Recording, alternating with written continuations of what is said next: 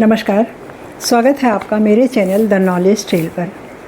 कल्पना कीजिए कि हम एक कमरे में हैं और उस कमरे में सामान इधर उधर बिखरे हुए हैं, किताबें कहीं पड़ी हैं, कपड़े कहीं पड़े हैं, बिस्तर भी गंदा है, चादर पर सलबटें पड़ी हुई हैं, घर में धूल जमा है, उसी में हमें रहना है तो हमें कैसा लगेगा। दूसरी तरफ वही कमरा अगर हम व्यवस्थित कर देते हैं, धूल साफ़ कर देते हैं, सामान अपनी जगह पर रख देते हैं, फ़र्श को साफ़ कर देते हैं, कोई अच्छा सा फ्रेगरेंस लगा देते हैं, उसमें खुशबू फैल जाती है कमरे में, तो कैसा लगेगा।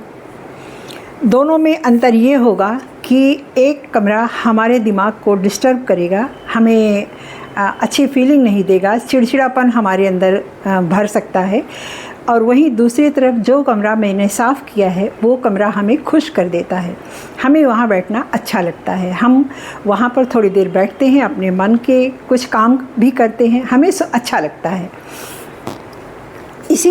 ठीक इसी तरह से हमारे दिमाग की भी बात होती है।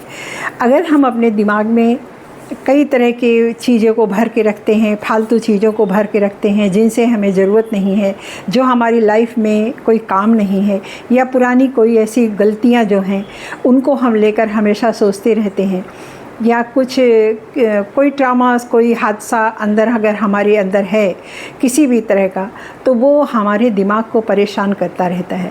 और जब हमारा दिमाग परेशान रहता है, हमारा मन परेशान रहता है, तो हमारे बाहर भी हम यही करते हैं। हमारे अंदर चिड़चिड़ापन रहता है, गुस्सा रहता है, निगेटिव विचार आते रहते हैं, निगेटिविटी भरी रहती है। और जो हमें इसीलिए कहा गया है कि जो हम अंदर हैं वही हम बाहर होते हैं। इसका मतलब यही है, जब हमारा मन अशांत रहता है तो हम बाहर भी वही रिएक्ट करते हैं, वही अशांति बाहर भी दिखाते हैं। तो इसमें चिंता, परेशानी, डर कुछ भी हो सकता है, किसी भी तरह का फियर हो सकता है या चिंता हो सकती है।